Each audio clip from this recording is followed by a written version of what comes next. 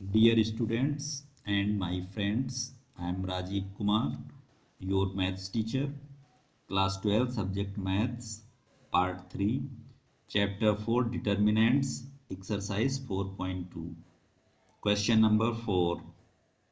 बच्चों यहाँ पर एक डिटर्मिनेंट दिया गया है, ये सब इसके एलिमेंट हैं 1bc a times b plus C, 1ca b times c plus A, 1ab c times a plus B is equal to 0। यानी आपको इस डिटर्मिनेंट की वैल्यू 0 के बराबर प्रूव करनी है। तो आइए देखते हैं कैसे ये प्रूव होगा। LHS इज इक्वल टू, पहले दिया हुआ डिटर्मिनेंट आप लिख लीजिए, फिर इज इक्वल टू ये ब्रैकेट आप खोल दीजिए, AB प्लस AC, ऐसे BC प्लस AB और CA प्लस CB, और फिर उसमें आप ये जोड़ दीजिए। यानी इस ब्रैकेट को खोलने के बाद आप उसमें C2 जोड़ दें, तो यानी C3 की जगह पर अब आप C3 प्लस C2 लिखेंगे।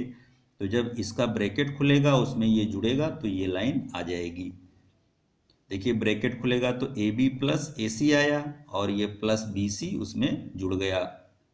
और फिर इसी तरह दूसरी लाइन में इसका ब्रैकेट खोला तो BC प्लस AB आया और CA जुड़ गया। फिर इसमें CA प्लस CB आया और उसमें AB जुड़ गया। तो इस तरह से ये चेंज कर दिया हमने, कॉलम 3 में कॉलम 2 को जोड़कर कॉलम 3 की जगह पर लिख दिया गया है। फिर आगे इसमें अब आप देखें तो ये AB plus BC plus CA जैसा ही तीनों जगहों पर है, तो हम इसको कॉमन ले लेंगे। जब कॉमन हमने इसको ले लिया तो देखिए क्या बचेगा, कॉमन तो किसी कॉलम में या किसी रो में लिया जा सकता है।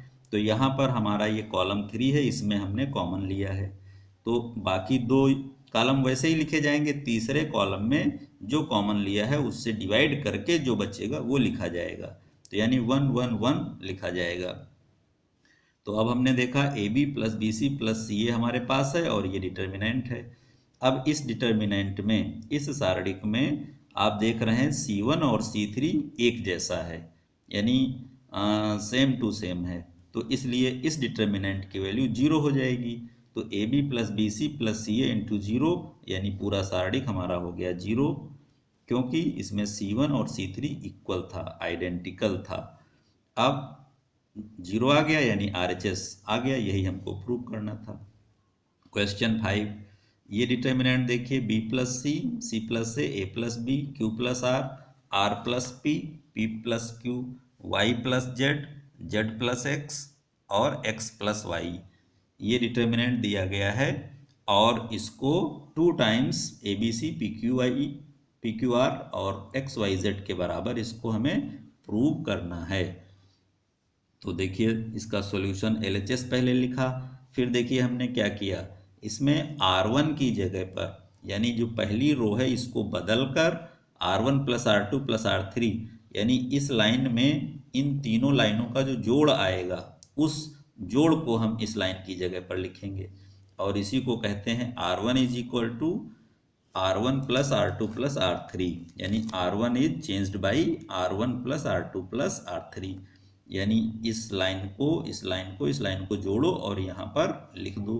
तो देखिए जब B plus C plus A plus B को जोड़ा जाएगा तो हर चीज़ दो दो बार होगी, 2 बार A होगा, 2 बार B होगा और 2 टाइम्स C होगा। इसका मतलब है 2 times A plus B plus C यहाँ पे आ जाएगा इस जगह पर, और 2 times P plus Q plus R यहाँ आ जाएगा, और 2 times X plus Y plus Z यहाँ आ जाएगा। तो अब हमारी ये नई रो आ गई। और अब हम देखते हैं कि 2 2 2 तीनों में है, तीनों कॉलम में है, इसलिए इस 2 को कॉमन ले लिया। कॉमन लेने के बाद हमारे पास ये बचा A plus B plus C, यहाँ P plus Q plus R और यहाँ X plus Y plus Z, बाकी सब वैसे ही उतार लिया। अब हम देखिए क्या करेंगे, 2 टाइम्स ऐसे ही लिखा रहा, जो हमारी R2 है R2 से R1 घटा देंगे, यानी R2 is replaced by R2 minus R1 और R3 is replaced by R3 minus R1, यानी R2 से R1 को घटाओ, जो आए R2 की जगह लिख दो, और R3 से R1 को घटाओ, जो आए R3 की जगह पे लिख दो। तो आप देखिए जब ये C प्लस A है, इसमें से जब ये घटाएंगे तो इसमें से सी और ए तो कट जाएगा, बी बचेगा, लेकिन वो बाद में होगा, माइनस के बाद में होगा, तो माइनस बी आएगा।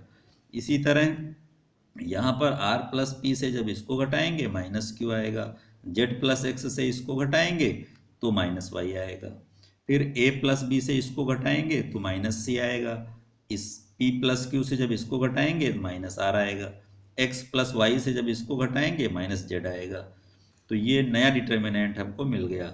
अब देखिए हम क्या करेंगे, इसमें 2 टाइम्स ऐसे ही लिख दिया और फिर R1 plus R2 plus R3, यानी एक बार फिर तीनों R1 R2 R3 को जोड़ेंगे और कहाँ लिखेंगे, R1 की जगह पर।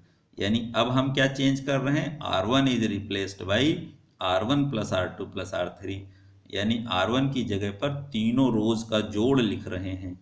तो जब इसमें हम इसको इसको जोड़ेंगे तो ये तो दोनों है नेगेटिव, माइनस के हैं, तो ये बी और सी कट जाएंगे, खाली ए बचेगा। ऐसे ही माइनस क्यू माइनस आर को काट देंगे तो पी बच जाएगा, और फिर जब इसको और इन दोनों को मिलाएंगे तो वाई जेड कट जाएंगे, एक्स बचेगा। तो इस तरह से ये हमारा नया डिटर्मिनेंट आ चुका है। अब हम क्या करेंगे, 2 बार माइनस कॉमन लेंगे, एक बार हम इस रो में यानी R2 में, फिर R3 में माइनस वन कॉमन ले लिया तो इन एलिमेंट्स के साइन बदल जाएंगे, यानी सब पॉजिटिव हो जाएंगे। अब -1 इंटू -1 तो +1 हो जाएगा, +1 इंटू 2 यानी 2 आ जाएगा, तो 2 टाइम्स ये डिटर्मिनेंट वैसे ही रहा। तो यही हमको लाना था, तो ये RHS के बराबर आ गया और ये प्रूव्ड हो गया।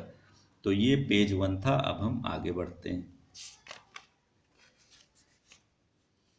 इसके बाद क्वेश्चन नंबर 6।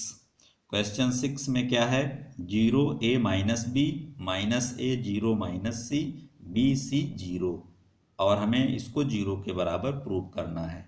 तो इस क्वेश्चन में सबसे पहले हम मान लेते हैं कि जो दिया गया डिटर्मिनेंट है उसको ट्राइंगल से शो करते हैं, और ये डिटर्मिनेंट का सिंबल भी है। डिटर्मिनेंट को मानना हो तो हम ट्राइंगल बना देते हैं, यानी इसको डिटर्मिनेंट पढ़ेंगे। तो let determinant is equal to this, या ट्राइंगल जैसा है, ट्राइंगल भी कह सकते हैं आप इसको। तो ये जो दिया गया डिटर्मिनेंट है, सबसे पहले हम इसको ट्राइंगल के बराबर मान लेंगे, और अब हम 3 बार इसमें -1 कॉमन लेंगे, यानी कि क्या करेंगे, हम R1 R2 R3 कहिए, चाहे C1 C2 C3 कहिए, तीनों में हम -1 कॉमन लेंगे। तो जैसे इस लाइन में हमने माइनस कॉमन लिया तो इस लाइन का साइन बदल गया, इस लाइन से एक माइनस कॉमन लिया तो इस R2 का साइन बदल गया, और फिर R3 में से माइनस कॉमन लिया तो -b -c बच गया। अब जो बचा हुआ है उसमें हम देख रहे हैं इधर लेफ्ट साइड में ट्राइंगल चल रहा है, इज इक्वल टू माइनस, और इधर ये डिटर्मिनेंट चल रहा है। अब एक माइनस बचा, क्यों, क्योंकि 2 माइनस माइनस मिल करके प्लस हो गए, प्लस माइनस फिर माइनस आ गया। अब क्या करेंगे कि ये जो हमारा डिटर्मिनेंट बचा है, ये देखिए क्या है, 0, यहाँ पर देखिए 0 माइनस ए बी था, लेकिन यहाँ पर 0 ए माइनस बी है, यानी हमने यहाँ पर चेंज कर दिया है, इसकी सभी रोज को सभी कॉलम में बदल दिया गया है। ये निशान देखिए, R is changed by column, यानी सभी रोज को कॉलम्स में बदल दिया गया है, यानी इसमें जो रो है उसको हमने कॉलम बना दिया, ये दूसरी रो है दूसरा कॉलम बना दिया, ये तीसरी रो है तीसरा कॉलम बना दिया। प्रॉपर्टीज जब हमने पढ़ाई थी तो बताया था कि अगर किसी डिटर्मिनेंट में रोज को कॉलम्स में चेंज कर दिया जाए तो इससे कोई फर्क नहीं पड़ता है। तो अब हमने देखा इधर ट्राइंगल है, इज इक्वल टू इधर क्या है, माइनस ट्राइंगल, यानी माइनस ये और ये तो ट्राइंगल के बराबर ही है डिटर्मिनेंट के। तो फिर अब आगे देखिए, ये माइनस ट्राइंगल जब इधर आएगा तो प्लस हो जाएगा, यानी डिटर्मिनेंट प्लस डिटर्मिनेंट, यानी 2 टाइम डिटर्मिनेंट या 2 ट्राइंगल इक्वल 0, देन एक ट्राइंगल इक्वल आल्सो 0, क्योंकि ये 2 अपॉन में जाएगा तो कट जाएगा, 0 ही आएगा। तो ट्राइंगल इक्वल 0 हमने दिखा दिया, इसका मतलब है कि हमने इस डिटर्मिनेंट को इक्वल 0 के दिखा दिया, और ये प्रूव्ड हो गया। फिर क्वेश्चन 7 की बात करते हैं। 7 में क्या है, देखिए -a² abc, ये determinant 4 times a² b² c² के बराबर हमको दिखाना है। तो हम क्या करेंगे, इसमें LHS पहले लिया और ABC हमने कॉमन ले लिया। ये ABC जो हमने कॉमन लिया है वो रोज में लिया है, यानी इसमें से A कॉमन ले लो तो -A फिर B और C बचेगा। इसमें से B कॉमन ले लो तो ये बचेगा, इसमें से C कॉमन ले लो तो ये बचेगा। फिर हम इधर इधर से देखें, कॉलम वाइज देखें तो भी हमको कॉमन दिखाई दे रहा है, तो कॉलम वाइज भी हमने पहले से A, दूसरे से B, तीसरे से C कॉमन ले लिया, तब हमारा ये डिटर्मिनेंट आ गया, यानी -1 1 1 1 -1 1, क्योंकि जब A कॉमन लिया तो -1 1 1 बचेगा, कॉमन लेने के बाद ये आएगा। तो ये पहला ABC कॉमन हमारा जो लिया गया है ये रोज में लिया गया है, और ये जो ABC है कॉलम से कॉमन लिया गया है। फिर इसके बाद देखिए क्या है, A² B² C² इनका मल्टीप्लाई हो गया, और इस डिटर्मिनेंट में हमने थोड़ा चेंज किया है, सिंप्लीफाई करने के लिए हमने 0 बनाया है, यानी C1 की जगह C1 + C2 लिख दो। इस लाइन में इस लाइन का जोड़ करो, जो आए यहाँ लिख दो, तो -1 + 1 यानी 0, फिर 1 और -1 0, ऐसे ही 1 और 1 2 मिल हो गया। और फिर इधर साइड में इसको जोड़ो, यानी C2 को बदल के C2 + C3 कर दो, तो C2 और C3 को जोड़ दीजिए, तो 1 + 1 2 हो गया, -1 + 1 0 हो गया, 1 और -1 0 हो गया। तीसरा कॉलम ऐसे ही रख दिया। 3 चेंजेज एक साथ कभी मत करना, इससे डिटर्मिनेंट 0 हो जाएगा और गलत हो जाएगा। तो अब इसके बाद देखिए क्या हुआ, हम जिधर ज़्यादा 0 हैं उसके अकॉर्डिंग हम इसको एक्सपेंड कर सकते हैं। मान लो हमने इस 2 के अकॉर्डिंग एक्सपेंड किया, तो इस 2 को लिखा, तो इस कॉलम और इस रो को बंद किया, बाकी ये 4 एलिमेंट बचे, इसमें 2 और -1 आ गया, सॉरी 2 - 0 आ गया, तो 2 दूना 4 यहाँ हो गया, बाकी 0 से तो कोई मतलब नहीं है, तो 4 टाइम्स A² B² C² आ गया, यही हमको लाना था, ये RHS से प्रूव्ड हो गया। तो ये हमारा पेज 2 था। अब आगे बढ़ते हैं।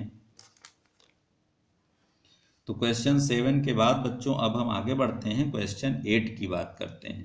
क्वेश्चन 8 में देखिए क्या है, by using properties of determinants in questions 8 to 14 so that, यानी प्रॉपर्टीज का प्रयोग करके आप शो कीजिए कि ये डिटर्मिनेंट इस चीज के बराबर है। तो देखिए कैसे, LHS लिया हमने, ये डिटर्मिनेंट नोट किया, और फिर देखिए यहाँ पर एक चेंज किया जा रहा है, R1 की जगह पर R1 - R2 किया जा रहा है। R1 से R2 घटा दीजिए और जो आए R1 की जगह लिखिए, R2 से R2 - R3 करके जो चीज़ आए वो R2 की जगह लिखिए।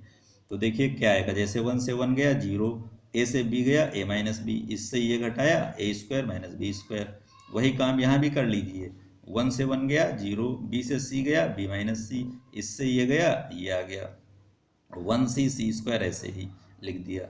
अब हम देख रहे हैं कि जो हमारा A² - B² उसका फैक्टर कर दिया, ऐसे ही नीचे फैक्टर कर दिया।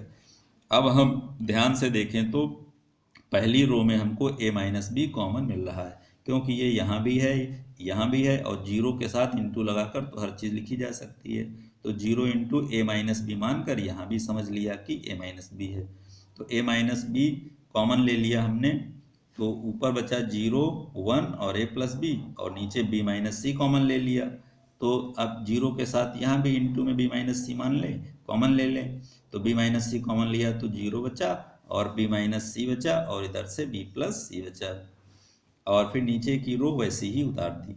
अब हम क्या करेंगे, इसको एक्सपेंड कर लेंगे, तो A - B B - C हमने लिख दिया, और फिर इसके अकॉर्डिंग एक्सपेंड किया, क्योंकि इस लाइन में ज़्यादा 0 हैं, तो 1 लिखा, ये कॉलम और ये रो बंद हो गया, ये माइनस ये कर दिया, यानी B + C - A + B कर दिया, तो B से B कट गया और C - A आ गया। इस तरह से A - B B - C C - A equal RHS आ गया, और ये प्रूव्ड हो गया। अब इसके आगे क्वेश्चन, इसका सेकेंड पार्ट, 8 का सेकेंड पार्ट क्या है, ये भी एक डिटर्मिनेंट है और इसको इसके इक्वल प्रूव करना है। LHS नोट किया और फिर इसमें 0 बनाने शुरू किए, यानी कॉलम 1 की जगह कॉलम 1 - कॉलम 2 लिखा, कॉलम 2 की जगह पर कॉलम 2 - कॉलम 3 लिखा। तो ऐसा करने से देखिए 0 आ गया, 1 - 1 0, यानी इससे इसको घटाया 0, इससे इसको घटाया तो A - B आएगा, और इससे इसको घटाया तो A³ - B³ आ गया। तो अब हम देखेंगे यहाँ तो 0 0 आ जाएगा और इसका फैक्टर हो जाएगा। ये 0 0 आ गया, ये ऐसे ही लिख दिया, ये ऐसे ही लिख दिया। A cube minus B cube का फैक्टर किया, गुणनखंड किया, तो A minus B into A square plus B square plus A B आ जाएगा। और ऐसे ही यहाँ पर बी माइनस सी और साथ में B square plus C square plus B सी आ जाएगा। ये ए क्यूब माइनस बी क्यूब का फार्मूले के हिसाब से इनको जो है फैक्टराइज किया गया है। अब हम क्या करेंगे, ए माइनस बी और बी माइनस सी कॉमन मिलेगा। अगर हम कॉलम 1 में देखें तो ए माइनस बी सब में है, यहाँ भी, यहाँ भी, यहाँ भी। ए माइनस बी कॉमन, इसमें बी माइनस सी कॉमन हो गया। उसके बाद ये डिटर्मिनेंट बचा। अब हम क्या करेंगे, ए माइनस बी माइनस सी ऐसे ही लिखा रखेंगे और फिर एक्सपेंड कर देंगे। इसके अकॉर्डिंग हमने एक्सपेंड कर दिया, इस 1 के अकॉर्डिंग। तो 1 लिखा हमने, तो ये कॉलम और ये रो बंद कर लिया, यानी ये माइनस ये करना है। तो B square plus C square plus B C minus ये करना है, A square minus B minus A B. अब बी स्क्वायर से बी स्क्वायर कट गया, जो बचा उसको हमने यहाँ नोट किया। अब इसमें हमें ध्यान देना है कि ये क्या है। देखिए ये सी स्क्वायर माइनस ए स्क्वायर है, यानी सी माइनस ए इंटू सी प्लस ए है, और इसमें भी कॉमन है बी, तो सी माइनस ए बचा। अब पूरे में सी माइनस ए कॉमन ले लीजिए, तो सी प्लस बी बचा। इसको सुधार कर ऑर्डर में लिख लीजिए, तो A minus B minus C minus ए, और इस ब्रैकेट को ए प्लस सी बना दिया। तो अब ये RHS प्रूव्ड हो गया। Thank you.